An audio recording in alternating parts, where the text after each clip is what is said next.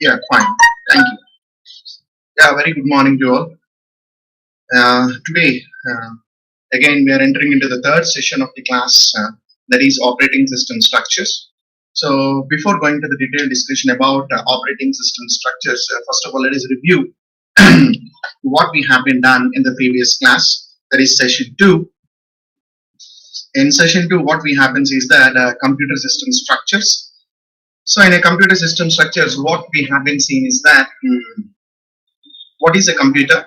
What are the various peripherals are there in a computer system? How these peripherals are connected using bus? What is a bus? A bus is a collection of three components: address bus, data bus, and control bus. And followed by the next topic, we have been seeing that what is an interrupt? An interrupt is nothing but a signal which is received by the microprocessor, indicating that communicate with the CPU. What are the different kinds of interrupts? How multiple interrupts can be handled by your CPU? And followed by the third topic, what we have been seeing in the last class, the modes of data transfer between CPU, memory, and IO units. That is done by using three methods. Number one, program control data transfer. Number two, interrupt initiated data transfer. Number three, direct memory access data transfer. Okay, and after that, what we have been seeing is that okay, storage hierarchy. What are the different kinds of memories which is available in your computer system? What are the different kinds of memories which is available in your computer system? Okay, whenever the user is trying to execute any particular program, how your program is going to be distributed among all these particular memories to get faster. That implies the main goal of memory hierarchy is that we have to achieve the highest possible average access speed while minimizing the total cost of the memory system. And followed by the last topic in the last class is that protection. That is how your hardware is protected. CPU is protected by using timer control. Memory is protected by using base comma limit registers. And IO devices are protected by using dual mode operation. That's enough. This is what we have been seeing in the last class. Now we are entering into the core of the operating system, that is operating system structure. In this particular topic of discussion, what at glance, what we are going to be see is that so whenever you want to design a new operating system, what are the various factors you need to be considered? What are the various programs you need to write? What are the different kinds of services you are expected from the operating system? These are the components what we are going to be see. Now, this particular topic is titled as operating system structures. So coming to the first one, okay. So before going to the detailed discussion about an operating system components, first of all, we look into that. Okay, there are several vantage points from which we can view an operating system. So how an operating system is going to be viewed by the user. What are the different kinds of things which is required to design an operating system? Now, coming to the basically, there are three very important things you need to consider while designing an operating system. First of all, what kind of services you are going to be expecting from the operating system? The first very important point is that what are the different kinds of services you are expecting from the operating system? The first very important one is what are the different kinds of services you are going to be expecting from the operating system? Number two, the second very important point is that whatever the services which is provided by your operating system, which is conveniently used by the user or not. It is conveniently usable. Operating system is created for the purpose of convenience for the user. Already in the first topic of in the session one, we have been seeing that what is the main goals of an operating system is that number one is convenience for the user. Number two, efficient operation. Okay, that implies what is the meaning of this? Whatever the services which is offered by operating system that is conveniently used by user. That is the second one. And the third very important point, what you need to consider is that don't think that operating system is a single component. An operating system is a collection of components and their interconnections. Operating system is not a single program. An operating system is not a single module.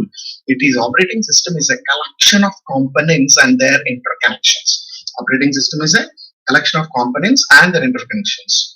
Okay, now first of all, first topic what we are going to see is that operating system components. That is, whenever you want to invent an operating system, whenever you want to invent an operating system, so what are the various components you need to consider is that number one, process management, number two, main memory management, number three, secondary storage management, number four, IO management, file management, protection and security, networking, and command interpreter system.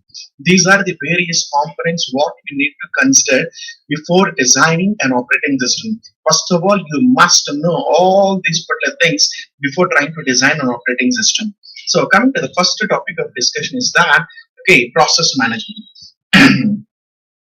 What do you mean by okay process? First of all, before going to detailed discussion about the various responsibilities of the operating system in connection with process management, okay, first of all, let you know that what do you mean by process? Okay, first of all, let us will define what is a program. A program is a set of instructions which is written by the user in order to achieve a particular task.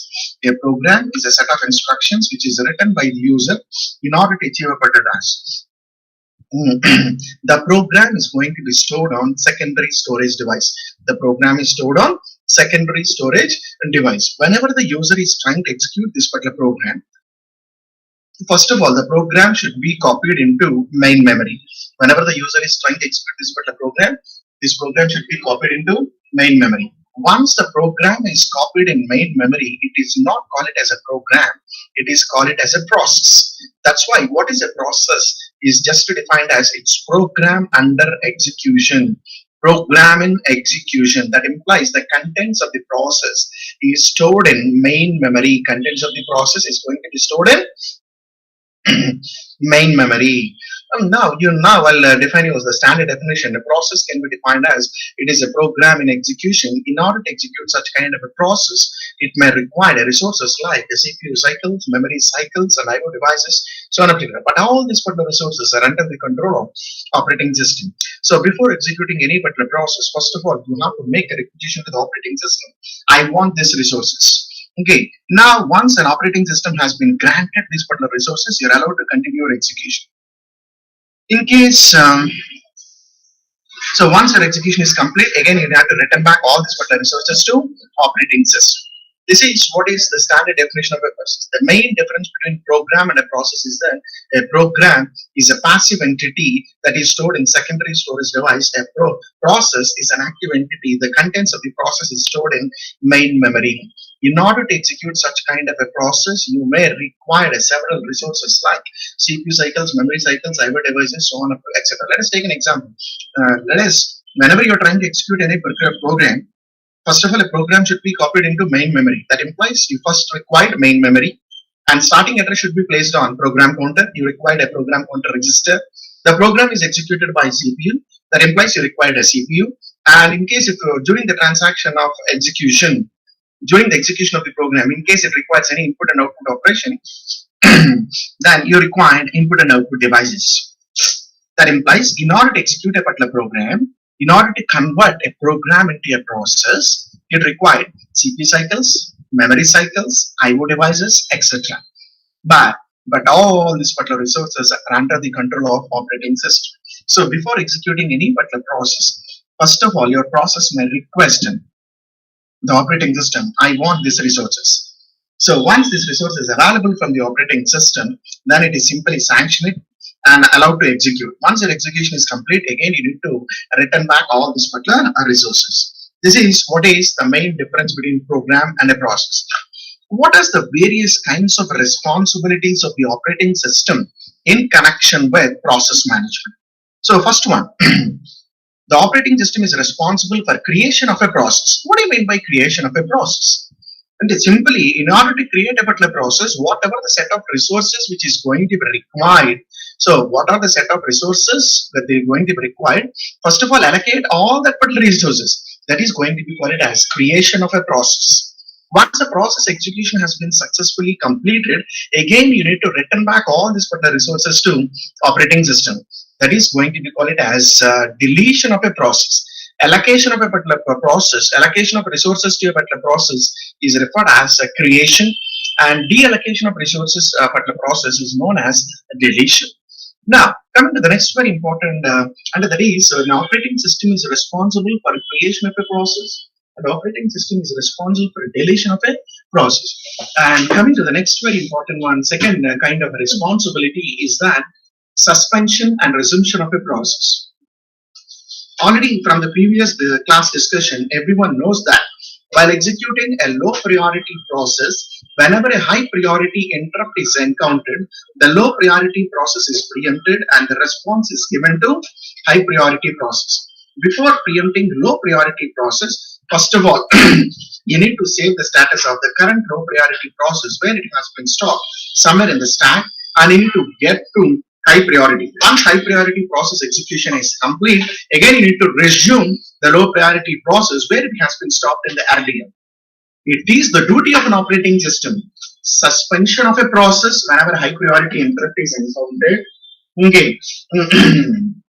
And resumption of a process is also going to be done. Okay, once a high priority process completed. Once a high priority process completed. That is suspension and resumption of a process. And coming to the next very important, the third very important responsibility of an operating system is that process scheduling. What is process scheduling? Whenever multiple jobs arrive in the ready queue at the same time, your CPU cannot able to handle all the jobs at the same time. Your CPU can having a capability of executing only one job at a time. Then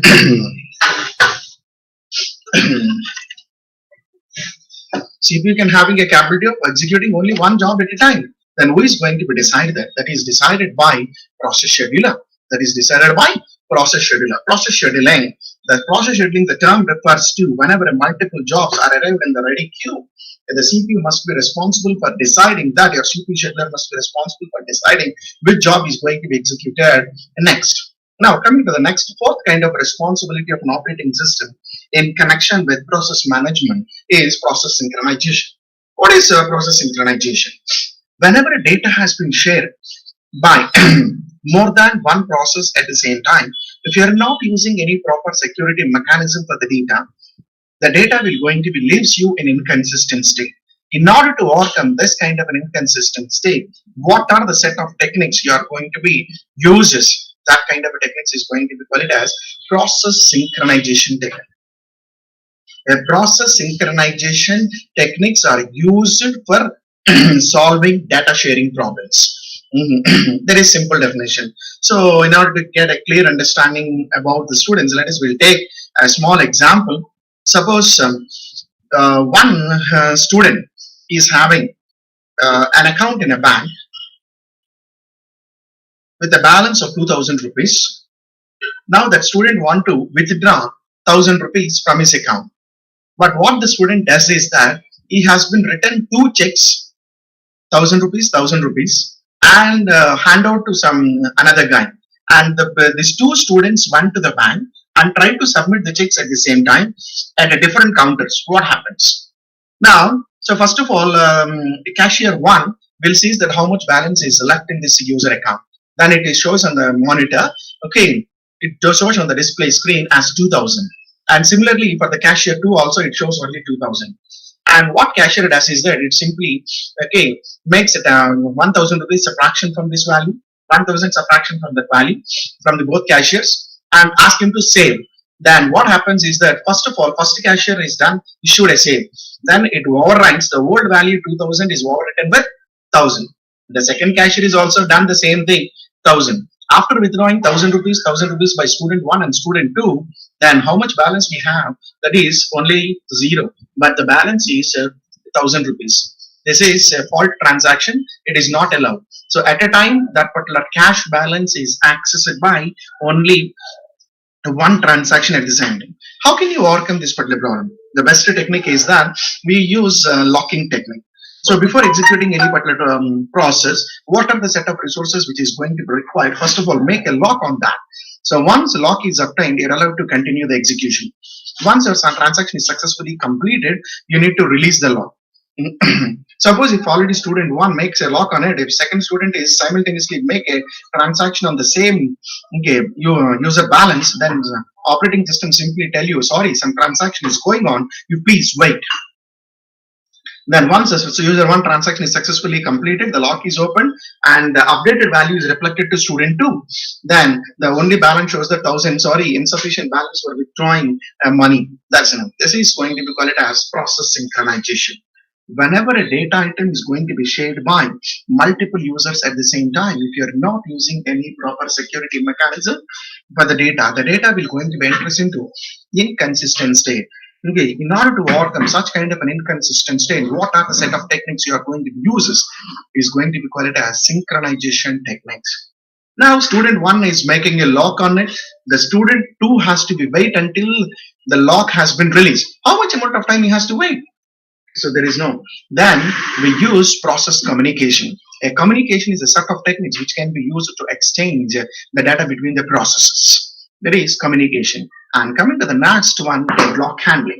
Your operating system is also responsible for deadlock handling. Just now, I have been defined what is a process. A process can be thought of as it is a program under execution. In order to execute such kind of a process, it required resources like CPU cycles, memory cycles, and IO devices, etc. But all these particular resources are under the control of operating system. So before executing any particular process, first of all, you have to make a requisition to the operating system. I want these resources. Whatever the resources you are requested, if it is not available from the operating system, then what happens? Then operating system simply asks you to wait. There may be a chance that this wait state is not going to be changed forever. Hence, it is going to be called as a deadlock. Hence, it is called as deadlock. How can you define a deadlock? A continuous waiting state of a particular process is known as a deadlock. A continuous waiting state of a particular process is known as deadlock. So, in order to understand better understanding of a student, now I'll give you another example. Suppose my computer system has been equipped with one tape drive and one printer. Both are non-shareable devices. At a time, only one person can handle it. So there are two processors running, P1 and P2. In order to execute that particular process, both P1 and P2 require tape drive and as well as printer. Now, process P1 simply comes and make a lock on tape drive, and process P2 make a lock on printer. Then what happens? Process P1 is holding tape drive and waiting for the printer, and process P2 holding printer and waiting for the tape drive. Then both processes are not allowed to continue the execution. Hence, this particular situation is called as a deadlock. Now, I can define another way of a deadlock is that in a multi-programming environment, more than one process is competing for resources. In case if any process is holding some set of resources and waiting for the resources held by some another process. Similarly, that process is also holding some set of resources and waiting for the resources held by this process. Then both processes are not allowed to continue the execution. Hence, this particular situation is going to be called as deadlock. And then this particular situation is going to be called as deadlock. That's it. These are the different kinds of responsibilities of an operating system. These are the different kinds of responsibilities of an operating system in connection with process management. That implies if you want to design a new operating system, if you want to design a new operating system, if you want to invent an operating system, in that, okay, the total operating system has been divided. Everyone knows that according to the software engineering, a project is not developed as a single module. It should be divided into number of modules. In module 1, process management, module 2, memory management, module 3, secondary storage management, so on up to like this. Again, each and every module, if the complexity is high, again it should be divided into some module. This is called as modularization.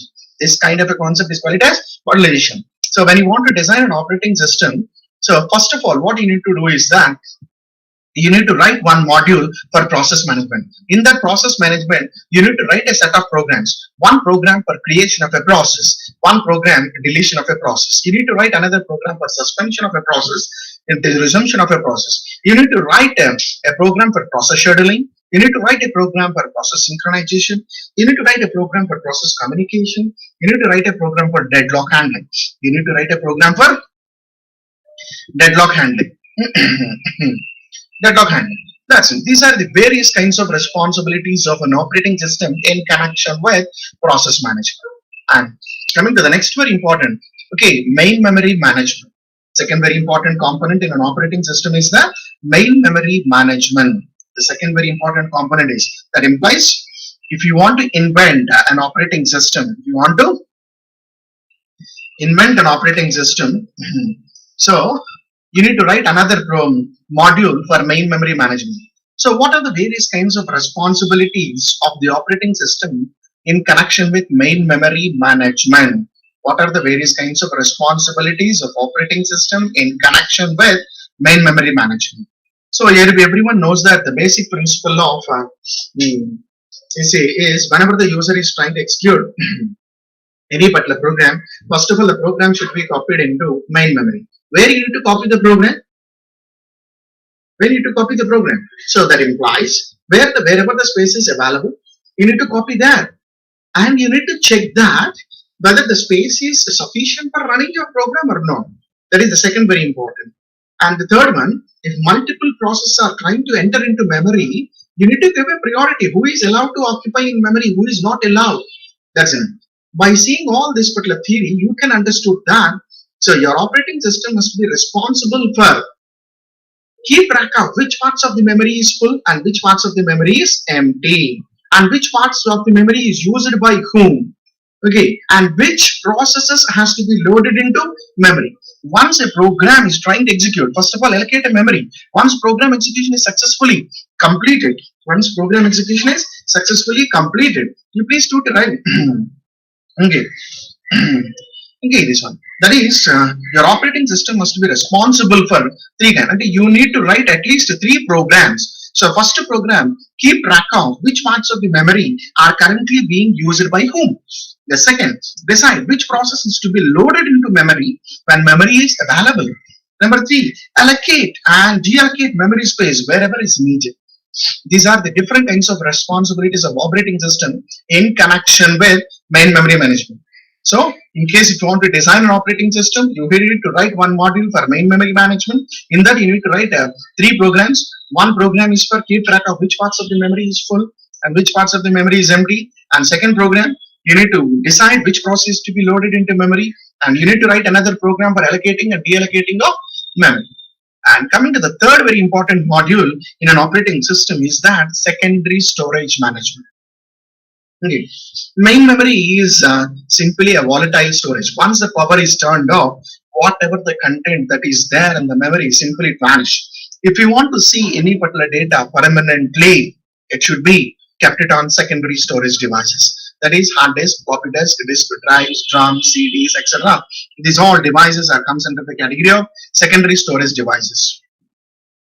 Now, if you want to see any particular data permanently, then it should be kept it on secondary storage device. Now, so what are the various kinds of responsibilities of operating system in connection with the secondary storage management? Okay, so first of all, so it is okay. Number one, free space management. Whenever you want to store any particular data on a hard disk or a secondary storage device, first of all, you must know that which part of the hard disk is full and which parts of the hard disk is empty. That implies your operating system is responsible for keep track of which parts of the hard disk is full and which parts of the hard disk is empty. Your operating system is responsible for which parts of the hard disk is full and which parts of the hard disk is empty. And coming to the second very important one is that storage allocation. So before trying to map any particular data onto secondary storage device, first of all, you try to see that whether the space is sufficient for or not.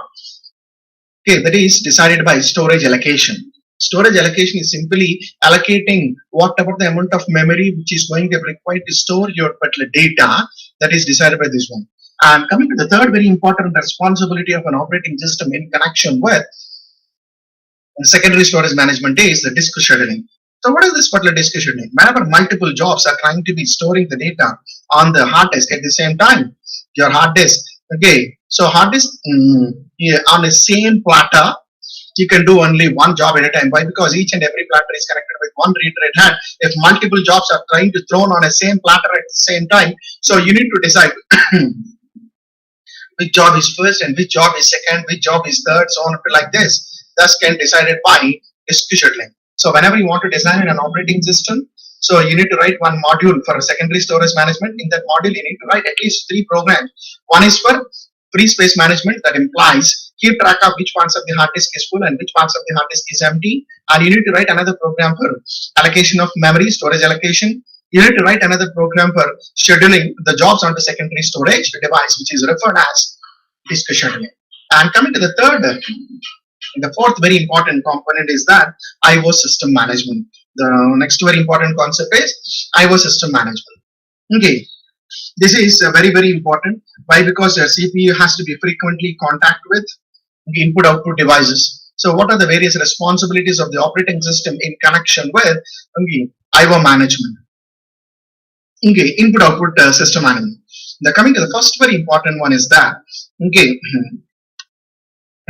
so first of all, your operating system must be keep track of what are the different kinds of device drivers that are already installed before trying to use that particular IO device. So your operating system responds for maintaining all device driver programs, all device driver programs for the operations of every IO device. Already from the previous class definition, we have been defined what is a device driver. A device driver is a small program which knows that how to control the status bits, flag bits, and operation of the specific device. It is the duty of the operating system to keep track of all the device drivers for every drive specific to hardware devices. Why? Because whenever a new device has been connected to your computer system, first of all, it must be detected. Yes, new hardware has been found. That driver is already there. If the driver is not there, immediately it tells you that I cannot handle this particular input output device. Why? Because I cannot know how to handle the operations of this device. Okay, for example, if you put any particular pen drive or any USB port, immediately on the bottom of the screen you are getting USB port has been detected.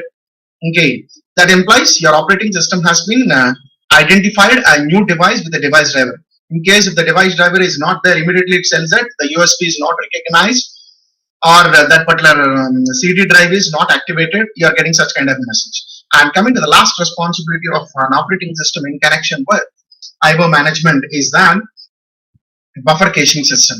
So what is buffer caching system? So any kind of IO transfers is always routed through only buffer. Okay, a buffer is a part of main memory. A buffer is a part of main memory where your IO operations are going to be done. And each and every IO device is also maintain a small amount of buffer which can be used for transferring data in a queue manner. Okay, that is buffer caching system. This kind of a detailed discussion is going to be happen in the next topic of discussion. Now coming to the next one, these are the, and in case if you want to invent any operating system, in case if you want to design any operating system, you need to write one module for IO system management. In that you have to write at least 3 programs. One program is for buffer caching system, one program for maintenance of device drivers, and one program is for mapping device driver programs to hardware device. And coming to the next very important component in your operating system is that file system management, or you may simply call it as file management. So what is a file? Let us define the technical definitions. Okay, non-technically everyone can say that what is a file? A file is nothing but it is a collection of records. A record is a collection of field. A field is a conceptual tool for representing data.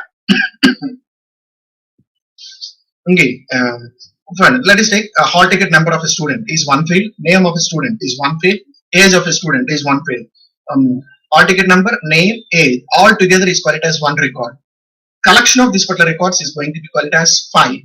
That is what is a file, non-technically. Technically, what is a file? A file is a collection of records, must be kept it on a secondary storage device, is going to be called as some file. Or you can define it as a file is a collection of records must be mapped onto a non-volatile storage medium. Mapped onto non-volatile storage medium. This kind of a thing is going to be called as file. Okay, now when files concept is going to be, whenever the user want to see any particular data permanently on secondary storage devices, then he has to be used files concept to transfer or to read the data from the secondary storage devices. That is what is file management. So simply I can define as a file is a collection of data which is stored on a non-volatile storage medium. So what are the various kinds of responsibilities of operating system in connection with file management? Before going to the responsibilities of the operating system in connection with file management, Let us will see. Suppose for better understanding, I'll tell you a small example.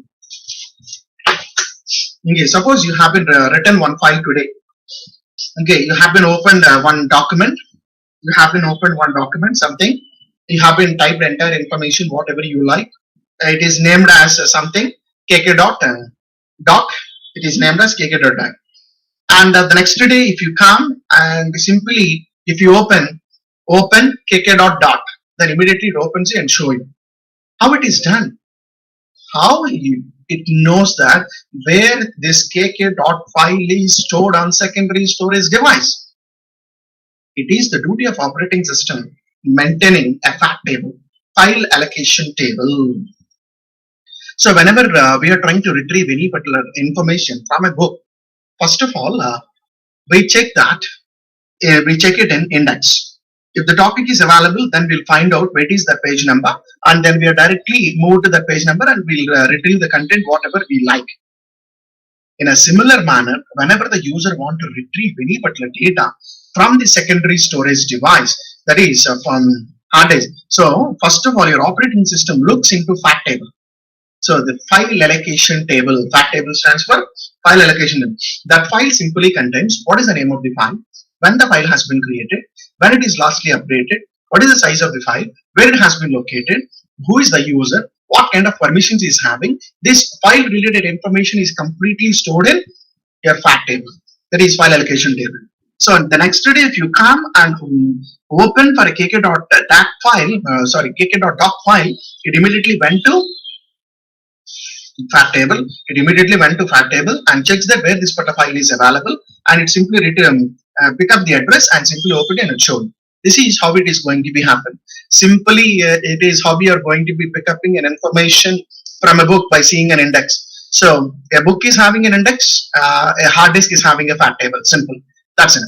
Okay. What are the various kinds of responsibilities of an operating system in connection with file management? The various kinds of responsibilities of an operating system in connection with file management is that number one, creation of a file. Number one, creation of a file. Creation of a file in the sense, first of all, you need to search for where the space is available in the hard disk. If the space is available, allocated, that is call it as allocation of a space for a particular file is called it as creation of a process. And once a file is deleted, allocation creation in the sense you need to make an entry, not only allocating space in secondary storage device, you need to make an entry in fact table. It is the duty of an operating system whenever a new file has been created, the particulars of the file, the details and parameters of the file has been recorded on fact table. Why? Because next time searching is going to be done based on fact table only. Now coming to the second very important one is that deletion of a file. Suppose if you want to remove any particular file, okay, simply you're deleting the file, that's it, by pressing a del key. But what happens? Your operating system is responsible for removing an entry from the fact table. Okay, operating system is responsible for removing an entry from the fact table. Removing an entry from the fact table.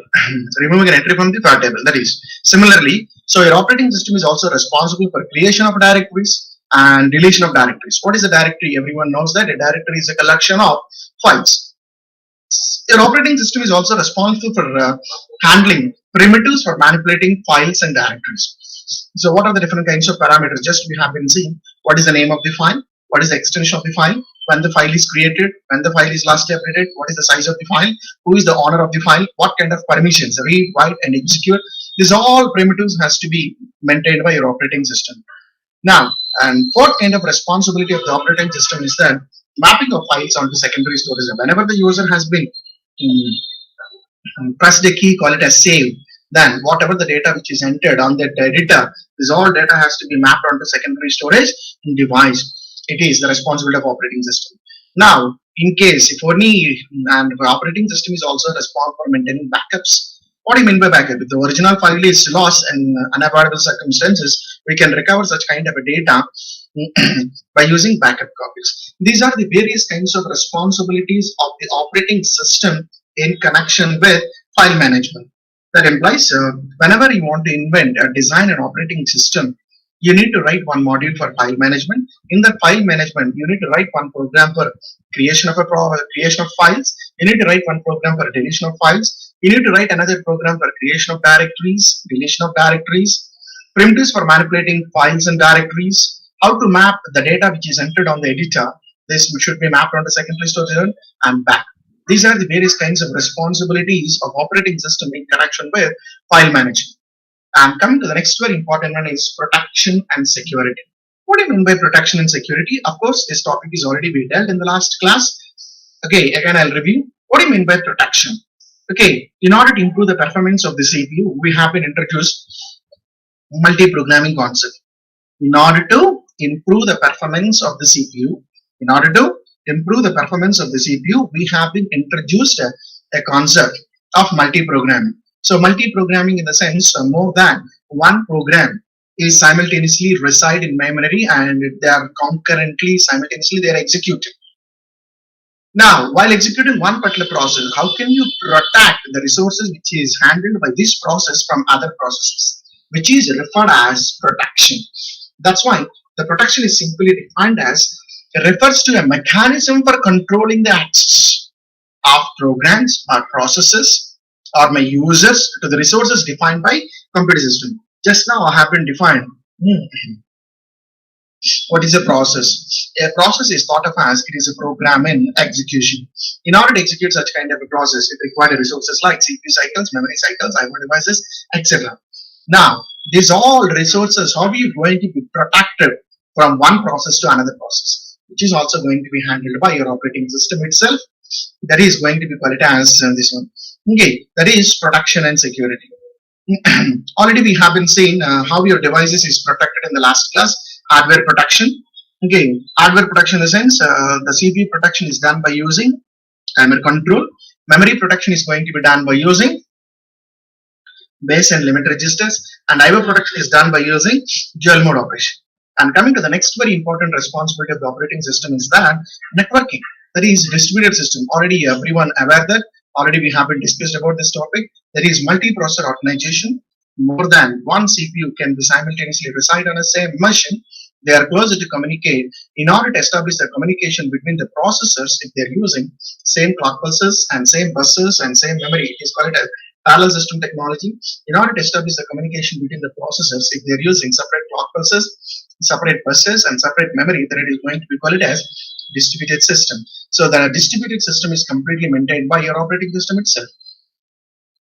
Now, command interpreter system. The last component of your operating system is the command interpreter system. It is a very, very important, which is simply command interpreter system is a program which is acting as an interface between a user and the operating system.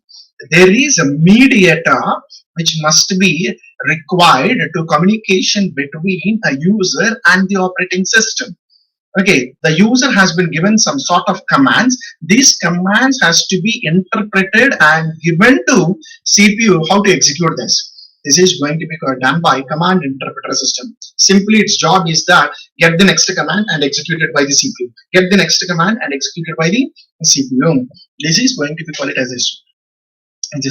So whenever you want to invent any particular operating system, what are the different components you need to consider is that process management, main memory management, IO management, secondary storage management, file management, protection and security, networking, and command interpreter system. So you need to divide your operating system module into 8 modules. Every module is internally having submodules. This kind of doing a particular project is going to be called as modularization. This is going to be called as architecture of an operating system. Everyone knows that in software engineering. Now we'll move on to these are the various components of an operating system. Now we move on to the second topic, operating system services. The second very important topic of discussion is that operating system services. What are the different kinds of services which is provided by your operating system? What are the different kinds of services which is provided by your operating system services? Just now we have been gone through what are the various components of an operating system. These all components, operating system is created or designed for the purpose of convenience of user. That implies whatever the components which is provided in operating system, that every component is a service used by user. So Before going to the detailed discussion about this particular topic with the different headings, we can simply say that what are the different kinds of services which is provided by operating system. That implies it process management services, main memory management services, IO management services, secondary storage management services, um, file management services, protection security, command interpreter system, networking. These are all components of an operating system as a services to user. That's why simply we can date that what are the different kinds of operating system services. In a sense, you can simply tell that what are the components are there. Everything is for the convenience of user. But now we'll study it as different names. What are the different kinds of services provided by operating system by providing all the components, that is process management, memory management, etc. The first very important service provided by your operating system, the first very important service provided by the operating system is that program execution. What is this particular program execution? Operating system is creating an environment for the user to executing his programs in a more convenient fashion. Already you know that in earlier days, whenever the user is trying to execute any particular program, the user is completely what struggle they have been faced. They has to be written the program in machine language, punched and punched cards, everything. The lot of struggle has been taken. Today we are not doing anything at all. Simply if you want to run a program, we are simply the operating system providing an editor for us, then we are typing the program, and after that by pressing F9 key, the program is translated. By running control F by pressing control F9, you are running the program. Everything is on your fingertips. Yes or no? Who is providing all this? It is provided by your operating system. So operating system is creating an environment for the user to executing his program. That's why the first chapter we have defined as also a definition. One of the definition of operating system is that an operating system is creating an environment for the user to executing his programs in a more convenient fashion. Number two, the second very important service of an operating system is that IO operations. Okay, what is this IO? Input output operations is managed by your operating system itself. Input output operations is also managed by your operating system itself. So when you press a key on a keyboard, actually suppose if you press a X on the keyboard, what happens? Through wire, okay, only signals are going to be transmitted to your motherboard. Then after receiving this particular signal, it should be decoded by the device driver and it should be appeared on the monitor as X, sorry. It should be appeared on the monitor as X. Who is translating all this? Who is handling this? This is done by your operating system. This is done by your operating the system.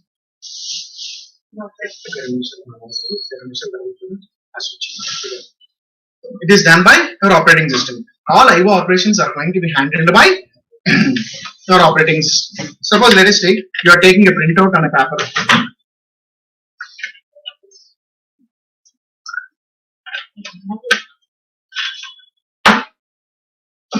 The data is in memory in the form of machine language.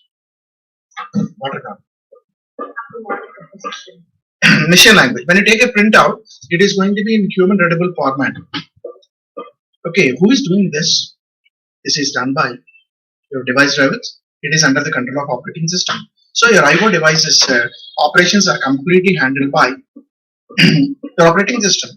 And the third very important kind of service is that file systems. So what is this particular file system?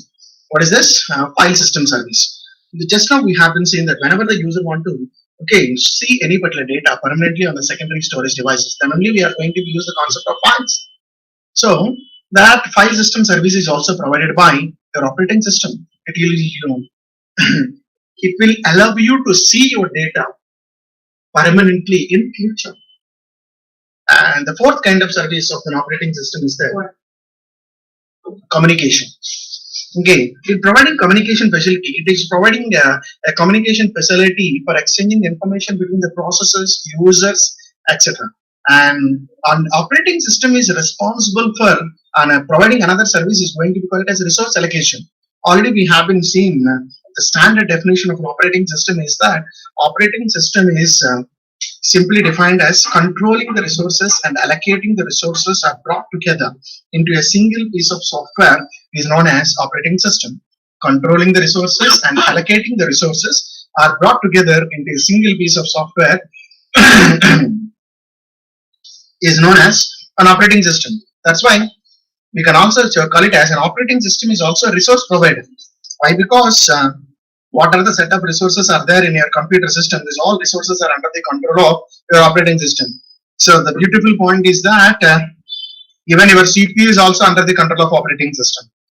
CPU is not boss in our computer system. Operating system is the boss. Okay, and operating system is also responsible for accounting information. What are the set of resources are there, and which resources are used by whom? Presently, which resources are idle and which resources are completely full. This kind of information is maintained by your operating system. And coming to the next very important service provided by your operating system is the error detection. During the execution of an operation of any process, if any error is encountered, it immediately detected and displayed for the user for making correction and continue the execution. This is also done by your operating system. And your operating system is also providing protection and security services. So now can you see, this is process management, IO management, file management, communication management, resource management, error detection, production security. These are all components of an operating system itself. But I have been used at different headings, that's it. These are the different kinds of services provided by operating system at a glance. Okay, so what are the different kinds of services offered by your operating system in the sense? Number one, operating system is program execution, IO operations, file manipulation, communication, error detection, resource allocation, accounting, protection, and security. These are the different kinds of services which is offered by your operating system. Okay. Now coming to the next very important one is that system calls. The next very important one is system calls. Now before entering into this particular topic, again we'll try to see the definition of a process. What is a process? A process can be thought of as it is a program under execution. In order to execute that process, it requires resources like CPU cycles, memory cycles, IO devices, CPU registers, etc. But all these resources are under the control of operating system. So before executing any particular process, first of all, you have to make a requisition to the operating system. I want these resources. Once the resource is granted, you are allowed to continue the execution. Once your execution is completed, you need to return back all these particular resources to operating system. Now you observe, your process may need a lot of communication with an operating system. Yes? Yes or no? Yes. In order to execute a particular process, your process may need a lot of communication with an operating system. Your process may need a lot of communication with operating system. Yes or no? Yes. So how a process is going to be communicate with an operating system? A process will communicate with an operating system by using system call. By using system call. What is a system call? A system call is simply defined as interface between, so no, acting as an interface between process and the operating system. In order to execute a particular process may need a communication with an operating system. How a process will going to be communicate with an operating system? The process will going to be communicate with an operating system by using a system call. That's why the system call is simply defined as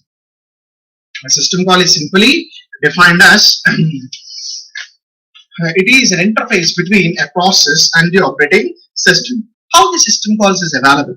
Generally, these system calls are available in assembly language, instructions, and usually they are listed in manuals by assembly language programs. Or today we are also having this particular system calls is also available in C language.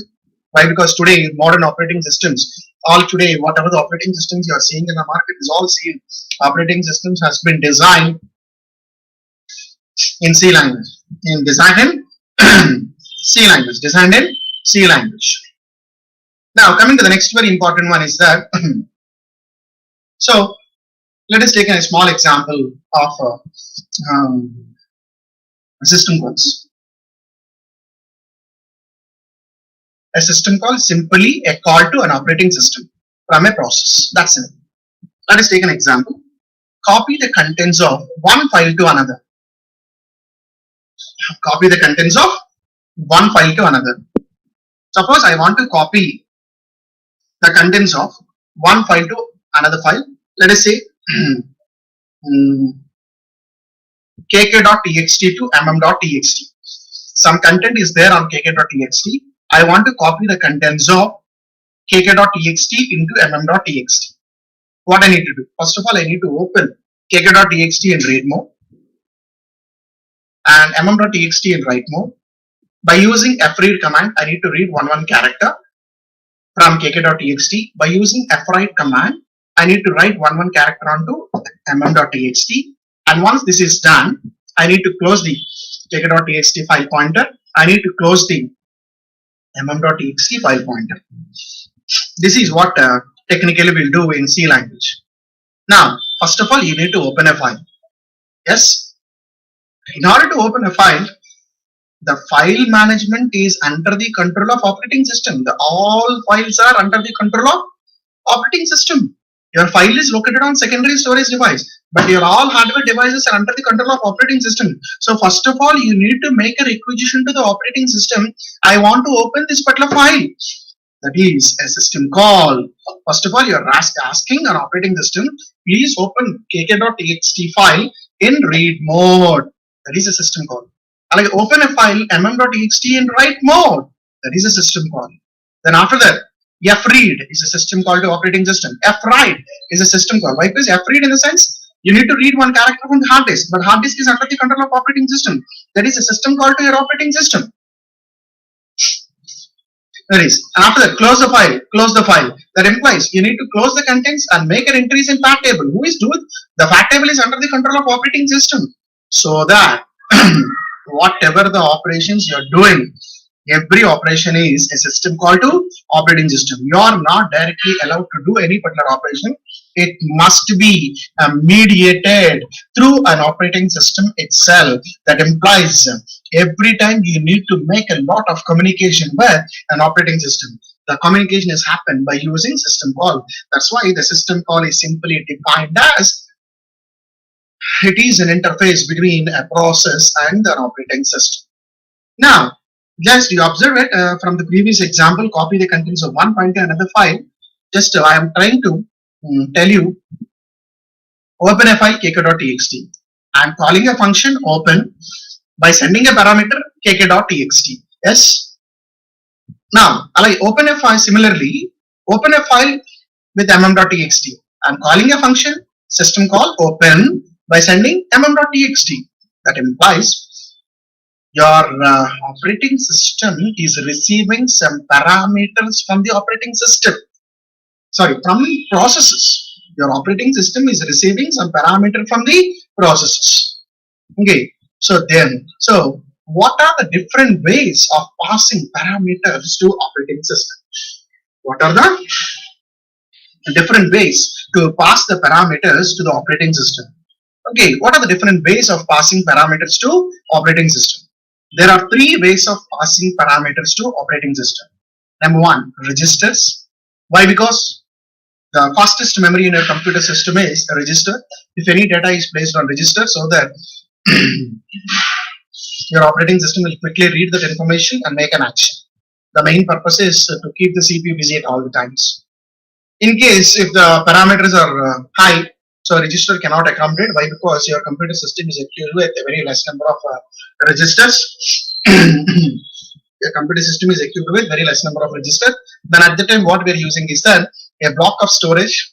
What are the parameters are there? These all parameters are stored in memory, main memory. But the starting letters of the parameter, the storage area is put on register and supplied to CPU, supplied to operating system make an action. Otherwise, you can use stack organization. What is stack organization? So you know what is a stack? A stack is a last in first out data structure. The lastly inserted element is always removed first, where insert, delete operations are restricted at only one end, which end is called as top end. Whenever you want to insert an element which is allowed on the top end, whenever you want to delete an element which is also allowed from the top end. The insert operation into a stack is known as push. The delete operation from the stack is known as pop. This is stack organization. So we have got one question in gate. What are the different ways of passing parameters to operating system from a process? A, by using registers. B, by using block of addresses with starting address specified in register. C, stack organization. D, all of the above. Answer is all of the above. This is how we are present. The block of addresses are kept in main memory. The starting address of the parameter is placed in a register, and from that we can call. Now, coming to the next one, what are the different categories of system calls? What are the different categories of system calls? Just now we have been saying what are the various components of an operating system: process management, memory management, IO management, secondary storage management, and so on up to etc. Okay, in a similar manner, what are the different categories of system calls in the sense? Process management system calls, file management system calls, device management system calls, information management system calls, communication system calls. Only a small change. That is, we can categorize as process control system calls, file manipulation system calls, device manipulation system calls, information maintenance system calls, communication system calls. Now in detail we'll go for it. Now, so process control system calls related to process management. So we call it as process and job control system calls. So what are the different kinds of system calls which is available from an operating system? Okay, available from a process to communicate with an operating system. What are the different system calls available for a process to communicate with operating system? The various system calls under process management is: number one, creation of a process. Creation of a process in the sense you need to allocate all the resources. Who is going to be allocate the resource? Your operating system. So first of all, creation of a process in the sense it is a system call to an operating system. Please allocate the resources. Once the process execution is successfully complete, then what you need to do? You need to return back the resources to this one. Then operating system is responsible for taking all the resources. It is also a system call, terminate a process. And is a system call, simply stop the execution of the process. Under that implies end in the sense the program execution is successfully completed, the resources must be returned back. Abort, forcibly stopping the execution of a particular process. That implies whatever the resources which has been allocated to them taken by your operating system. And form, loading a process is a system call. Executing a process is a system call. Get process attributes is a system call. Set process attributes is a system call. Wait for a time.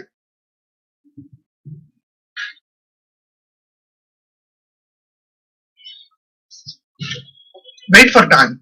Suppose in case if any data is shared by multiple users at the same time, if the data is locked by another person, you need to wait some amount of time until the lock is open. That is also a system call. Wait for an event is a system call. Signaling an event, the task is done. Allocating a memory is a system call. Releasing a memory is also a system call. These are the different kinds of system calls which are available in connection with process and job control. And coming to the next very important one is file manipulation system calls. Next one is file manipulation system calls. So creating a file, in the sense you need to allocate a space in secondary storage device and make an entry in fact table and record all the parameters associated with that file in fact table. We will do this. Operating system itself it will do it. That's why creating a file is a system call. Deletion of a file, you need to remove that entry from fact table. Who is removing? Your operating system is removing. That implies system call to operating system. Opening a file is a system call. Closing a file is a system call. Read, write, reposition. setting attributes, everything is a system call. That implies whatever the operations.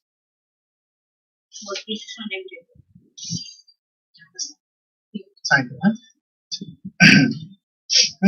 So whatever the operations you are going to be doing, that everything is in terms of system calls. And coming to the next very important one is device management system calls. What is device management? Requesting a device is a system call. Suppose if you want to make a printer, then you need to ask the operating system whether printer is idle or not. If it is not idle, ask him to put the job in queue. Releasing a device. Once operation is completed, again you need to release the device. Suppose you plug in a pen drive, what operating system does? Yes, an USB port has been detected. That is done by requesting a device. Before removing USB, what you need to do? You need to tell that operating system, I am removing this. Then operating system tell you that safely remove. That is whatever the operations which has been done is actually recorded. You can eligible for reading from a device is a system call. Writing onto a device is a system call. Repositioning a device is a system call. Getting device attributes is a system call. Setting device attributes is a system call. Logically attaching a device is a system call to the operating system. A new device, today we can attach any devices directly while running a system. Earlier it is not possible. It is operating system dynamically detecting what are the devices which has been attached and detached. And coming to the last one, information maintenance system calls. What is information maintenance? Okay, we'll see another one, communication system calls also. Information maintenance system call. So your computer system has been displayed on the bottom. What is the date and time and everything is displayed. So this date and time is going to be completely maintained by whom? Even the system is turned off, again it is going to be displaying the current time and date. How it is possible? Your computer system is having one motherboard. In the motherboard we have one battery, call it as CMOS battery, complementary metal oxide semiconductor battery. Okay, so in motherboard there are several registers and ROMs are there, but these are going to be continuously required some power. So this all power is going to be getting from CMOS battery. So the time maintenance, setting a time on the hardware device, getting system data, setting the system data on the hardware, setting set process attributes, file, device attributes, everything is a system call. Everything is going to be kept track of by your operating system. And coming to the last very important system calls is that communication system calls. The last one is communication system calls. So creating a communication connection is a system call. We are going to be create a communication connection. Your operating system is responsible for creating a communication connection. Once a communication is happened, you need to disconnect it. Who is disconnected? Your operating system will disconnect it. Suppose if I am connected to an internet, okay, the creation of a connection is done by your operating system. Once I have come out, the deletion of it done is also done by your operating system. Sending a message is a system call. Receiving a message is a system call. Transferring of status information is a system call. Attaching and detaching remote devices is also system call. Now, before going to the detailed discussion about the rest of the topic in this, we'll go into what are the different kinds of communication mechanisms are there between processes. There are two kinds of mechanisms. Number one is going to be called it as a message passing model. Number two is going to be called it as shared memory model. Number one is message passing model. Number two is going to be called it as shared memory model. Number one is shared memory model. Now coming to the first very important one is that message passing model. Whenever, let us see, you can observe in this diagram, there are two processors running your computer system. This is a kernel. Kernel is nothing but where your operating system is running. Already I have been given a standard definition for an operating system. One program is always runs in the system kernel, which is known as operating system. So whenever you have been switch on a system, and you can switch on a system, and before switching on, one program is always runs in the system kernel at every moment of time is called as operating system. That implies one program is always resident in memory, that is operating system. Where operating system is resident in memory, that area is going to be called as kernel. A kernel is a part of main memory where your operating system is running. Now, whenever a process A want to send any particular piece of information to process B in message passing model, the process A sends that information to first of all an operating system. Operating system in turn sends that information to process B. If a process A want to send any particular piece of information to process B, first of all, process A sends that information to operating system. Operating system in turn sends that information to process B. Not directly possible. A process cannot directly communicate with each and every other. The intermediary between these two guys is an operating system. And coming to this one, second kind of model is going to be called as shared memory model. So what is shared memory model? So now you can observe it. This is process A, process B, and this is a common area of process A and process B, which is shared between this one. Whenever a process A want to send any particular piece of information to process B, the process A simply put that information in shared memory. So say a process B will read that information from shared memory. Simple. Process B reads that information from shared memory. That's it. Then this kind of mechanism, there is no intermediate between. Intermediate action is between these two processes by an operating system. But what happened is with this model is that memory protection is failed. This is an area which belongs to both process A and process B. Already you know that the earlier examples, memory protection is done through base comma limit. So while executing process A, so process A may get a confusion that operating system or CPU may get confusion that whether this area now it belongs to process A or it belongs to process B. That's why we are always most probably will prefer only message passing model. Okay, this is end of this discussion about this topic. Now we'll move on to the next topic, system programs. Now we'll move on to the next topic, system program. So what are the different, what is a system? Okay, already in the first class I have been defined, okay, what is an operating system?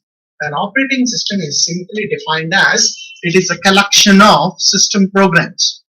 It is a collection of system programs. Operating system is simply defined as it is a collection of system programs. So what are the different kinds of system programs you have? In the first topic itself, I told that if you want to design an operating system, so what are the various programs you need to write? In the sense, you need to write one program related to process management. You need to write some set of programs for memory management, so on up to like this. Now, what are the different kinds of what is the different kinds of system programs in the sense? Number one, file manipulation system program. If you want to do file manipulations, you require some programs. That is file manipulation system programs.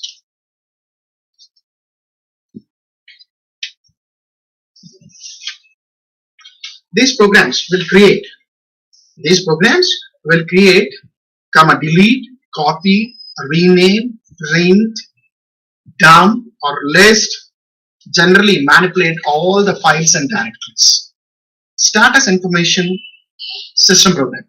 These programs simply ask the system for date and time and amount of memory which is available, which is responsible for accounting information. That is status information. And file modification.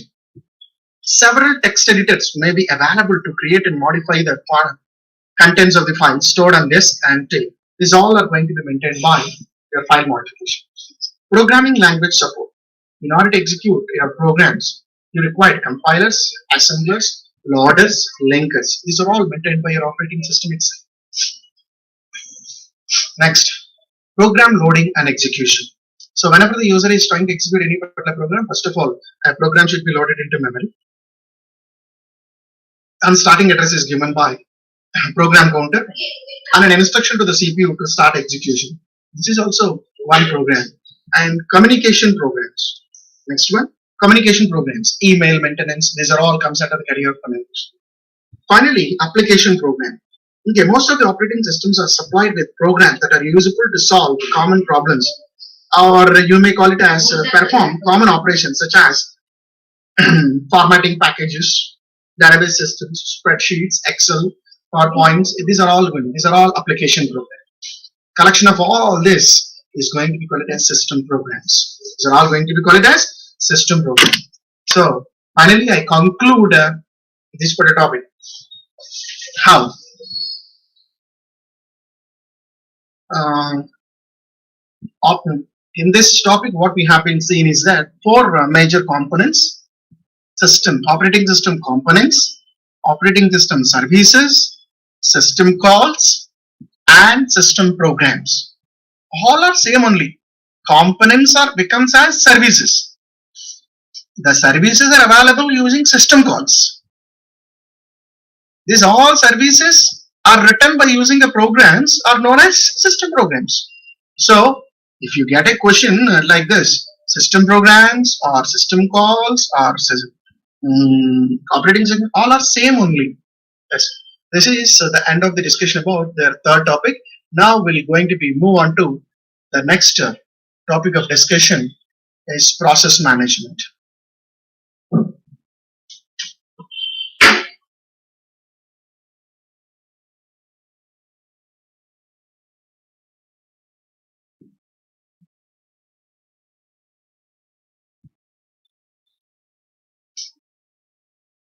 Now we're going to be see the next concept of discussion is the process management. In this process management, totally we're going to be see the four different topics. Number one, process. Number two, process scheduling and threads. Number three, process synchronization. Number four, deadlock handling. These are the four topics what we're going to be see in this particular topic. Now, process management. In this, first we'll take process. First we'll take process. So before going to the detailed discussion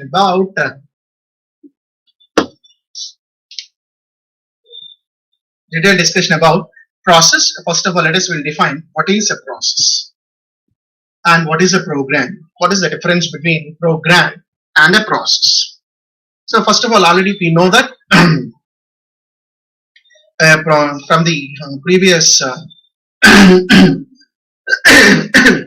topic, a process can be thought of as program in execution or program under execution. In order to execute such kind of a process, it may require resources like CPU cycles, memory cycles, and IO devices, etc. But all these particular resources are under the control of operating system. So before executing any particular process, first of all, you make a request to the operating system. I want this particular resources.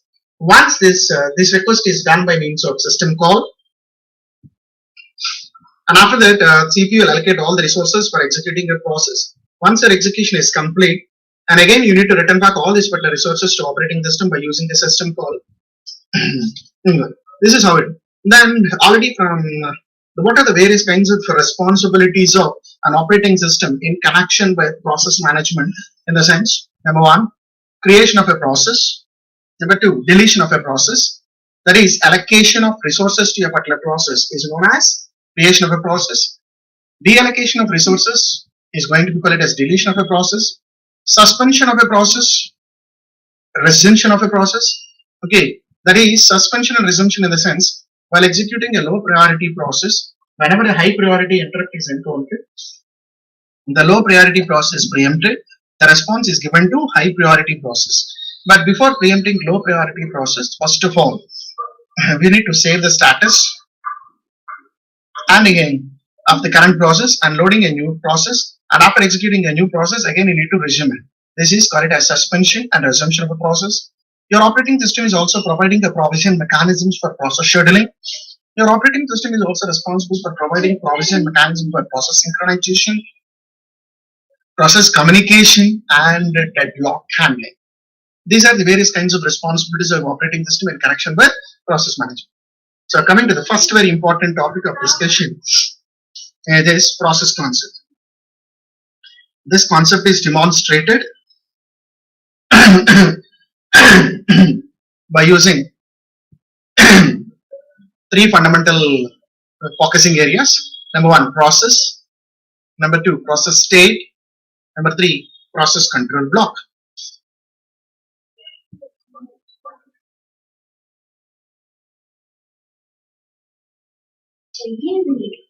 What is a process? What is, first of all, before going to the detailed discussion about this one, first of all, we must know what is the difference between program and a process. A program is a set of instructions which is written by the user in order to achieve a particular task. A program is written by user. The contents of the program is going to be stored on secondary storage device. So whenever you are trying to execute this particular program, first of all, the program should be copied into main memory. First of all, the program should be copied into main memory. Once program is copied in main memory, then it is not called as a program. It is called as a process. So that's why a program is resides on secondary storage device. It is called as passive entity. A process is called as active entity. Why? Because which is stored in main memory. Now, in order to convert a program into a process, the program should require several resources like CPU cycles, memory cycles, I/O devices, CPU registers, etc. Once this particular all resources are allocated to a program, then the program is converted into process. The program is converted into process. That's why we call it as a process is defined as program under execution. Okay, program is converted into process while executing. Okay, now once a program is now, okay, now can anyone ask me whether program and process both are same? No, program and process both are not same. Let us take a small example for this. Suppose you written a small simple C program. Hello, welcome. Hash include stdio.h, void main, begin, printf, hello, end. Now, if you try to run this program, what happens is that this program should be copied into main memory. Okay, the first line of the program is hash include. What is hash include? It is a preprocessor directive. It is a direction to the compiler. Before loading my program, first of all, copy the contents of stdio.h into main memory. The total entire stdio.h is going to be attached to your program. That's why program and process is not going to be same. Why? Because why it is attached in the sense, whatever the keywords you have been used internally, these all keywords meanings are exist in stdio.h. That's why it is called as preprocessor. Before processing the program, first of all, process the contents of standard input output header file. That's why it is preprocessor. That's why program and process both are not equal. And another very important, beautiful point is that a process, a program, while converting into a process, it is divided into two sections. While converting a program into a process,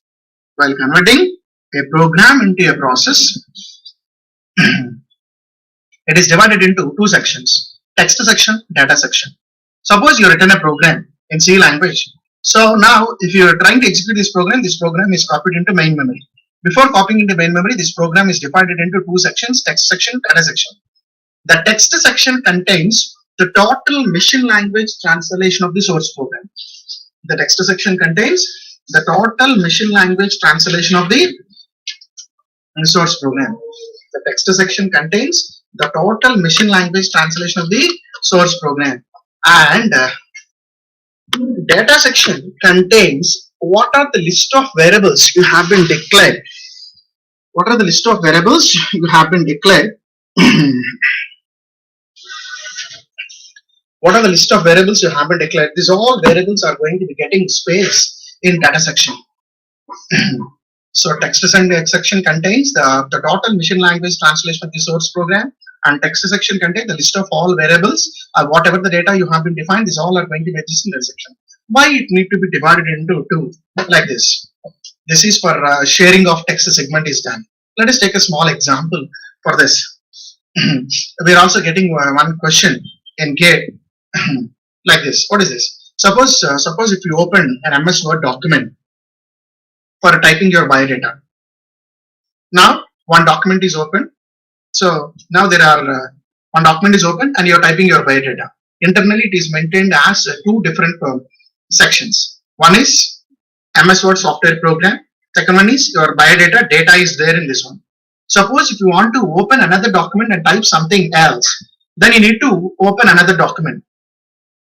Again, no need to run the same text, another text document. The text document is already there. The document 2 is also share the same text document with the different data. Suppose if you want to open another one, okay, it's eligible. You can open another third document with the same text document. Now, one text document is shared by several data sections. This is going to be called as segment sharing, or may call it as page sharing. You may call. Okay, we'll see that kind of a techniques in memory management. That is, text sections are equivalent and data sections may be vary for some processes. That's why we are dividing them into two sections. Now, coming to the second very important topic is that process state. Second very important one is process state. So, what is a process state? Your process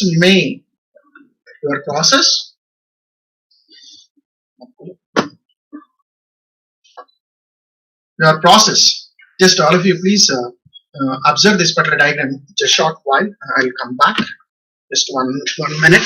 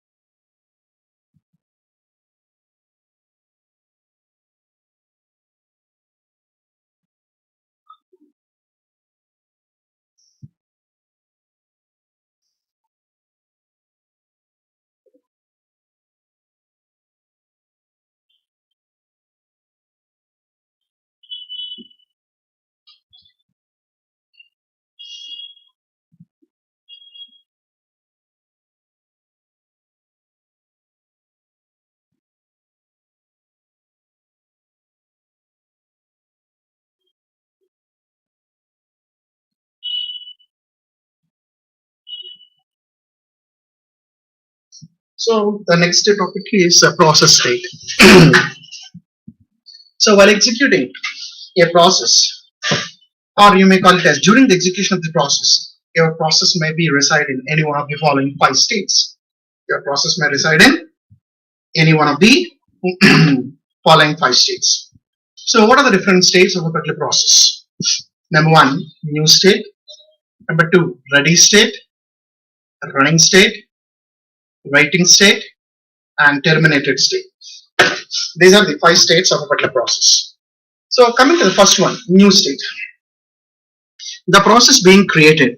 That is, whenever a new process has been created by your operating system, that is, once the resource is allocated to that particular process, then it is going to be called as new state.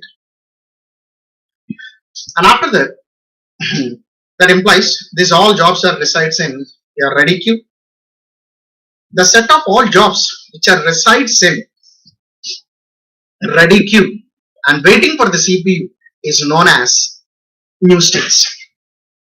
But your CPU is not having a capability of, again I'll come back. Okay, the total number of process states is defined as 5. Coming to the first one, new state. The set of all jobs which are resides on secondary, I have been spelled wrong. Okay, please make a correction on this. The set of all jobs resides on secondary storage device is going to be called as new state. Those jobs which are willing to come into memory, which jobs are willing to come into memory, that particular jobs are going to be called as new job, new state.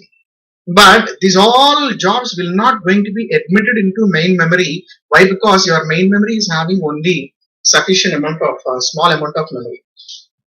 Your main memory is having a small amount of memory. So only some of the jobs which are selected and it is going to be kept in main memory.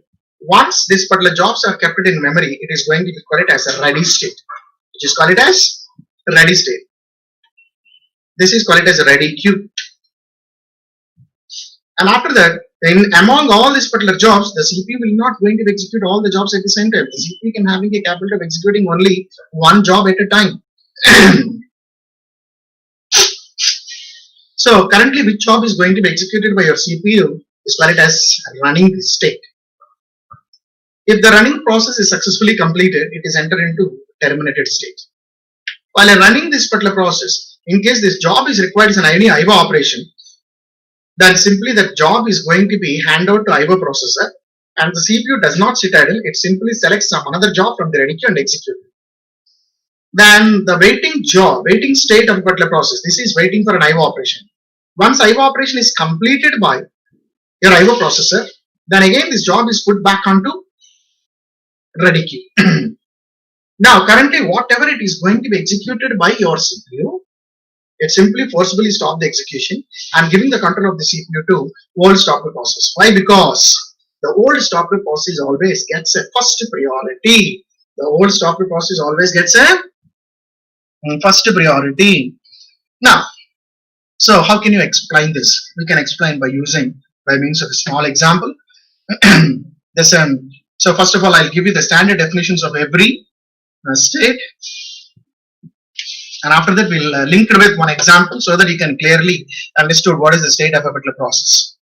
The set of all jobs which are residing on secondary storage device and they are willing to come into main memory is called as new state. The set of all jobs which are resident in main memory in ready queue for execution, waiting for the CPU are known as ready state. Currently, which job is going to be executed by your CPU is called as running state. Now currently which jobs are waiting for to complete an IO operation is called as waiting state. Those jobs which are successfully completed are called as terminated state. That implies. Now we'll see. Initially there are 20 jobs are there in secondary storage device. They are all willing to come into main memory. 20 jobs are there. The 20 jobs are going to be called as job pool. But these 20 jobs will not, according to the basic definition, whenever the user is trying to execute any particular program, first of all, the program should be copied into main memory. Now, among these 20 jobs, only 5 jobs can be allowed to copy into main memory. Why? Because memory is sufficient for only these 5 jobs. Then your job scheduler must be, this is called as job pool. This is called as job pool. The set of all jobs which are residing on job pool is called as new states. That is, those who are willing to come into main memory is going to be called as new state. Is going to be called as new state. Now, some of the jobs from the job pool is selected by job scheduler and copied into main memory. In main memory, it is going to be called as process queue or may call it as a ready queue. The set of all jobs which are resident in main memory in a ready queue is going to be called as a ready state, and they are ready for CPU. They are waiting for CPU. Now, among all these particular 5 jobs, there are 5 jobs are in ready state, 20 jobs are in new state, 5 jobs are in ready state. But your CPU cannot having a capability of executing all these 5 jobs at the same time. Your CPU is having a capability of executing only one job at a time. Then your CPU scheduler select one job from the ready queue and executing it. Which job is currently executed, which is going to be called as running state. Which is called as running state. In case the running job is successfully completed, then it is going to enter into terminated. Terminated state in the sense whatever the resources you have been allocated, you please try to hand over these all resources to operating system. While running a process, in case this job is requires an IO operation, according to multi-programming, CPU does not sit idle. It simply switches from one particular job to another job. It simply switches from one particular job to another job. Simply, this currently running job is handed over to IO processor. CPU take another job from the ready queue and executing it. And meanwhile, the IO processor will execute IO operation. Once IO operation is complete, again the job is again put under ready queue. Ready queue in the sense they are waiting for CPU. Then what CPU does is that whatever currently that is going to be executed, it is forcibly stopped and giving the control to old stopper process. That is the event IO event has been completed. Now, why? Because you know that every old stopper process always gets a first priority. Old stopper process always gets a first priority. That's it. That's why there is forcibly whenever an interrupt, that is high priority interrupt is encountered, the running process is forcibly kept to ready state, and those job which is already completed IO, again scheduler dispatch will start the old stopper process.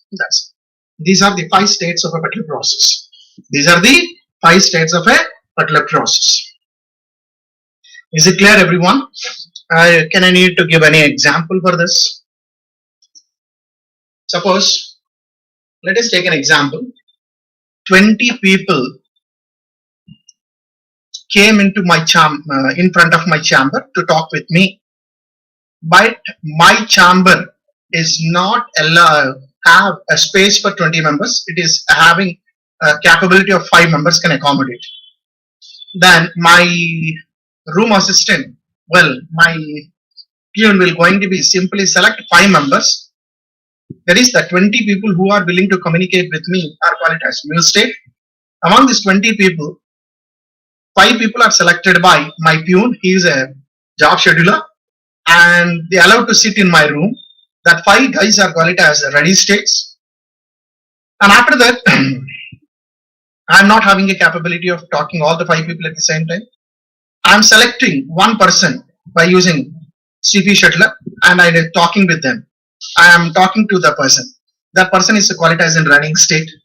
If the person is successfully completed his task, ask him to leave the room, which is going to be called as terminated. That implies leave the room in the sense, leave the chair, make it empty, and so that another person will come and sit there. That is deallocation of resources. While running a process, while running that particular job, I am asking that person fill the particulars of some.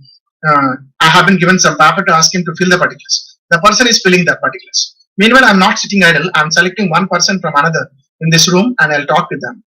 After completion of this task of this person, again he'll come back, sir, my work is finished. Then simply what I do is that I stop the present executing person and giving response to the old one. That's it. This is going to be called as process state. So that's why this is known as multi-programming. Already I told that what is multi-programming? Interleaved fashion of execution. Giving a look and feel that all the jobs are going to be happening simultaneously. Interleaved fashion of execution. Giving a look and feel that all the jobs are going to be happening simultaneously. This kind of a concept is known as multi-programming. So that is next. We'll move to the third topic of discussion is that process control block. Okay, from the previous definition, you have been seen that your CPU is frequently switching from one particular process to another process. Yes, everyone is, I hope everyone is agreed. Okay, why? Because according to multi-programming, more than one program can be simultaneously resided in main memory during the execution of one program. In case if any program requires an IO operation, the CPU does not sit idle. It simply switches from one particular job to another job. So CPU is frequently switching from one particular job to another job. How can the CPU can knows that? How far? How so far I have been executed? Where I have been left over? Where I need to again start this particular process? How can a CPU can? How your operating system will do this? Okay, that is while switching from one particular process to another process, already you know that before switching from one particular process to another process, it need to save the status of the current process where it has been stopped somewhere in the stack, and you need to switch it to that particular process. Okay, so where all these elements are stored? Okay, that is done by using PCB, process control block. Your process your CPU is frequently switching from one particular process to another process. How can it is switching? How can it restoring the status? How can it continue the execution wherever it has been left out in the earlier? Is all done by means of process control block. See, what is a process control block? In process control block, what are the different kinds of process control block? Now, so that is before switching from one particular process to another process, okay, it is saving all the particulars in process control block. So coming to the first one, process state. Just now we have been seeing that the state of a particular process may be either new, ready, running, waiting, and terminated. Currently, what is the status of your process? There are several processes which is running on your computer system. Each and every process is identified by your operating system by using process ID number. That is process number. Okay, each and every process is going to be identified by using one number known as process ID number, and followed by the next one, program counter. What is program counter? What is program counter? A program counter is a special type of register which is initially contains the starting address of the program where your program execution is going to be started, and after that it contains what is the next instruction is going to be executed. Program counter is a special type of register which initially contains the starting address of the program where your program execution is going to be started. And after that, it contains what is the next line is going to be. So, before switching that, you need to save the status of the program counter value. Why? Because again, while you coming back, you need to start the execution from this place. That is, the program counter is always specifies what is the next instruction is going to be executed in this process. Now, next very important one is CPU registers. So what are the different kinds of CPU registers which is used by your process, and what is the contents of each and every register? Already I told you, in order to execute a particular process, it requires resources like CPU cycles, memory cycles, IO devices, etc. and CPU registers. So what are the different registers used by this process for running? What is the contents of that particular registers are going to be there in this. And next one, memory limits. What is memory limits? Whenever you know that basic definition, okay, whenever the user is trying to execute any particular program, first of all the program should be copied into main memory. So in main memory, which area you have been copied your program, what is its base value and what is its limit value, that everything is going to be stored here, and followed by what are the list of files you're already open. What are the list of files you're already open for executing this particular process. And another very important thing is here in these three dots, so we have a pointer is there. What is this pointer in the sense? Pointer pointing to next process control block to be executed after executing this particular process. These are internally maintained in the form of a linked list. You know what is a linked list? A linked list is a collection of nodes, and each and every node is consisting of minimum two parts. The first one is information, second one is a pointer pointing to the next node. We have another very important here, pointer, which is pointing to the next process to be executed here. These are the various components of process control block. This is ends of the discussion about process concept. The process concept is demonstrated by using process, process state, and process control block. Now, coming to the next topic of discussion is that process scheduling. Next very important one is process scheduling. What is this particular process scheduling? What is this particular process scheduling? This concept is again demonstrated on three dimensions. First of all, we look into what are the different kinds of queues that is available in your computer system. What are the different kinds of schedulers are there for scheduling these queues?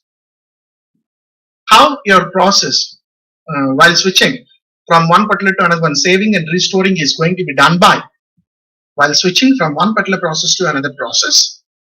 Saving and restoring is going to be done by one particular program known as context switch. In this particular three dimensions, we are going to see this particular topic. Coming to the scheduling queues. So first of all, what are the different kinds of queues are available in your computer system? The different kinds of queues available in our computer system is that number one, job queue. Already I told that job queue in the sense that a set of all jobs which are reside, the set of all jobs which are reside in secondary storage device is going to be called as job queue. The set of all jobs which are going to be resides in secondary storage device is going to be called as job queue. Only some of the jobs are going to be selected from job queue by the job scheduler and copied into main memory, which is going to be called as a ready queue. Under the set of all jobs which are ready for execution, which are waiting for the CPU to be selected, which is going to be called as a ready queue. This job selection is done by process scheduler, or may call it as CPU scheduler. And we are also having IO device queues. Okay, each and every IO device maintains one queue. So suppose if hard disk queue, tape drive queue. So whatever the set of IO devices we have in your computer system, these all queues are maintained in the form of linked list. That is linked queue concept. Okay, now already we got one question in GATE examinations. How do you get? What is the suitable data structure for maintaining scheduling queues? The different data structures are maintaining for scheduling queues of IO. The best one is linked queue.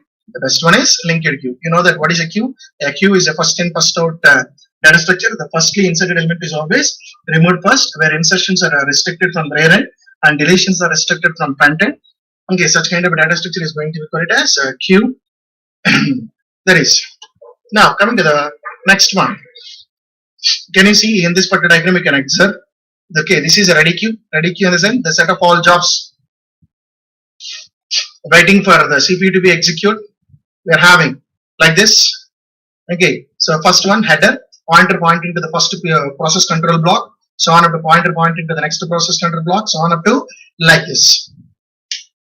Okay, and this is a magnet tape unit. No one is waiting for magnet tape unit 0. Magnet tape unit 1, no one is waiting for it. But so many, 3 people are waiting to schedule by desk unit. They're all connected using linked list. Okay, there is one process is waiting for the terminal unit. So this is how we are going to be maintained in the form of queues. So linked queue. Now coming to the second topic of discussion is that process scheduling. Process scheduling. Okay, now already we have been seen process state diagram. This is a Gantt chart representation of process state diagram, nothing else. It is the same, but we'll get a questions on this. That's why I'm talking again this particular topic. So the set of all jobs which are resident in main memory is called as ready queue. The set of all jobs which are resident in main memory is called as ready queue. The CPU will going to be select one job from the ready queue and execute it. Currently, these are all ready state. Now, currently, which job is executed by the CPU is known as running state. While running this particular process, in case of an IO operation is encountered, what is done is the sense that IO request is going to be put it on IO queue, the corresponding IO device queue, which is going to be executed by IO processor. Meanwhile, the CPU does not sit idle. It selects some another job and executing it. After some amount of time, IO processor, this is indicate IO processor, you may also call it as DMA. After IO processor schedule this particular job. Once the scheduling is done and execution is done, again this particular job is put back onto ready queue. Once this particular job is put back on ready queue, whatever currently that is executed by your CPU, it simply stop the execution and giving the control to this old stopper process. Already you know that the old stopper process always gets a first priority than currently what is executing. So the scheduling decision may be done. Scheduling decision has to be done once a job is come into ready queue after completion of IO operation. Number two, suppose if you go for a time sharing operating system. So in the first session, we have been seen that in time sharing operating system, a small one CPU is going to be shared by several processes at the same time. The CPU will dedicate a small amount of time on each and every process for executing. So how much amount of time which has been spent for executing the particular job is called as time quantum, or may call it as time slice, or may call it as time slice, or may call it as time slice, or may call it as time slice. Okay, so within that particular time quantum time, the job may be completed, may not be completed. If it is completed, well and good, there is no problem. If it is not completed, it again possibly put in a job queue, that is sorry, ready queue, and CPU select the next job. It'll go automatically next, on. Now, while executing one particular process, you may call it as a parent process. In case the parent process invokes another process, that is called it as a child process. Now, the parent process execution is now stop until the child process has to be completed. Once the child execution is complete, again this process is going to be put back into ready queue for scheduling. Now, while executing a low priority process, whenever a high priority interrupt is encountered, immediately the low priority process is preempted and the response is given to high priority process. Why? Because high priority interrupt is always serviced first. Okay, so this is already you have been seen in the previous diagram. That is, whenever an interrupt is came, forcibly stopping the execution of currently whatever you are executing, simply put back onto ready queue and select the currently interrupted one. That is,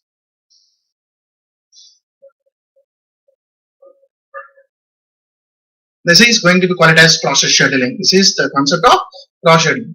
And coming to the last topic of discussion for today is that schedulers. The last topic of discussion for today is schedulers. So what are the different kinds of schedulers are there? What are the different kinds of schedulers? So already you understood that you have a job queue. There are a set of jobs that is resident in secondary storage device. Not all the jobs are eligible to come into main memory. Only some of the jobs which is selected from job queue and copy into main memory. That is called as ready queue. Who is responsible for that? I had told that earlier, that name is job scheduler. Now I am going to call it as long-term scheduler. Okay, job scheduler, or you may call it as long-term scheduler. A long-term scheduler is a small program which is responsible for selecting some of the jobs from secondary storage device to main memory, or you may call it as it is selecting some of the job from job queue to ready queue. So yeah, now ready queue is having a set of jobs, but your CPU is not having a capability of executing all the jobs from the ready queue at the same time. So your CPU is having a capability of executing only one job. Who will decide that which job is going to be executed next? That is decided by short-term scheduler. That is defined by short-term scheduler, or may call it as CPU scheduler, or may call it as process scheduler. All the same. Process scheduler. Okay, so process scheduler is a program which is responsible for selecting one job from ready queue and supplying to the CPU and make the CPU busy at all the times. Now, coming to the next one, what happens is that the processes are mainly classified into two categories. Number one, CPU bound process. Number two, IO bound process. Whatever the processes you are executing in a computer system, these processes are classified into two categories. Number one, CPU bound process. Number two, IO bound process. CPU bound process in a sense, if it is spending the most of the time for execution with the CPU than IO processor. You already know that every computer is having minimum two processes. One is CPU, second one is IO processor. Now that particular process is spending most of the time with CPU than IO processor, then such kind of a process are known as CPU bound process. That implies you may simply call it as number of CPU cycles is greater than number of IO cycles.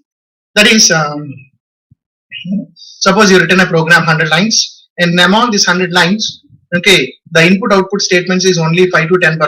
Rest of the 90 lines program is completely a logic you are written. Then such kind of a programs are called it as CPU bound processes.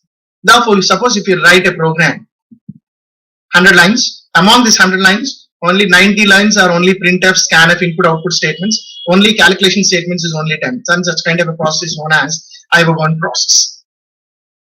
What is IO1? It is spending most of the time for executing the IO processor than CPU. It is spending most of the time for doing IO operations than execution. That's such kind of a process are going to be called as IO processes. That is, number of IO cycles is greater than number of CPU cycles. Now, what happens is that if the long-term scheduler, okay, okay, long-term scheduler, while selecting jobs from secondary storage devices to main memory, if he selects all the jobs are CPU bound jobs, then what happens is that otherwise you can take, in case a long-term scheduler selecting all the jobs, either IO bound process, what happens? The CPU is sitting idle most of the time. CPU is going to be sitting most of the time idle if a ready queue is completely full with either CPU bound process or IO bound process. Why? Because let us see. Suppose if you are long-term scheduler, select all CPU bound processes. What happens? Okay, the CPU is, I told that the CPU is very extremely fast device. It can having a capability of executing millions of instructions for a small fraction of a second.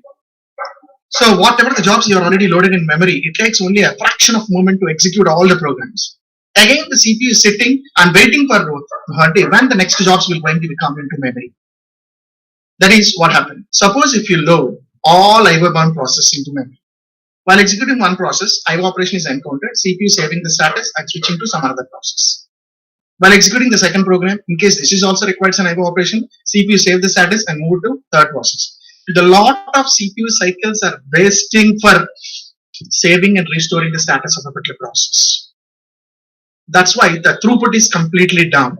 In order to improve the performance, small mistake, this is not short-term scheduler, this is long-term scheduler. Okay, this is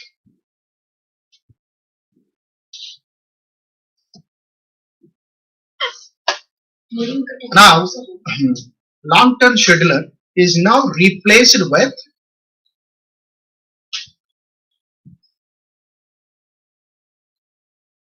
long-term scheduler replaced with medium-term scheduler.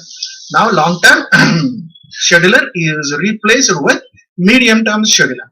Long-term scheduler is replaced with medium-term scheduler. So what is this medium-term scheduler? Medium-term scheduler is a small program which is responsible for selecting a good process mix from secondary storage device to main memory. That is job queue to ready queue. That is job queue to ready queue. Then the idleness of the CPU is reduced. So what happens is that, so suppose if you select some jobs CPU bound and some jobs IO bound, what happens is that CPU bound jobs are going to be clear and it is removed. Meanwhile, CPU does not sit idle. It's execute all IO bound processes. In that particular time, your medium scheduler brings some another CPU bound process into memory. That implies simultaneously in and out is going to be done so that the throughput is improved.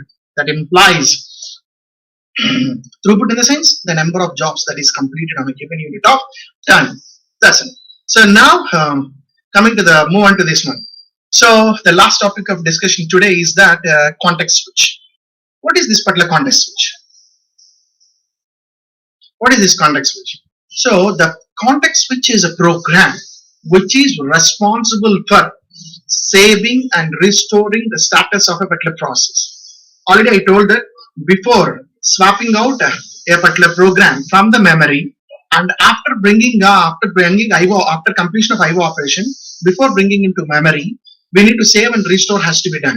That is going to be done by whom? That is context switch. That is done by a program known as a context switch.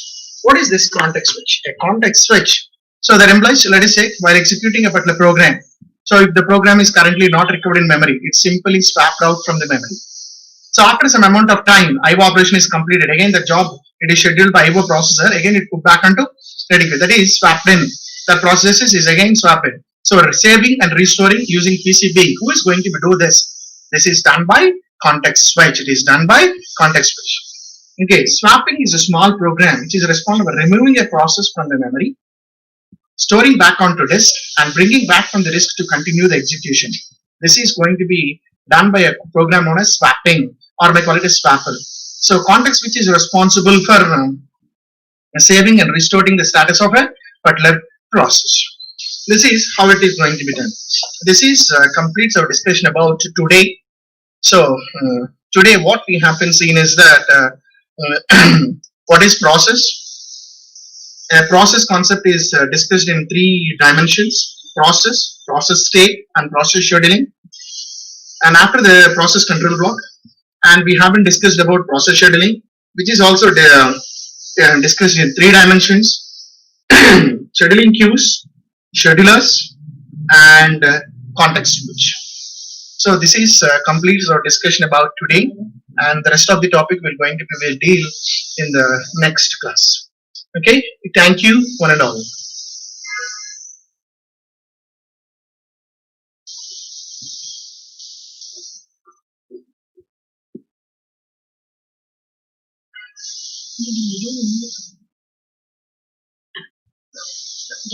Yeah, are you there?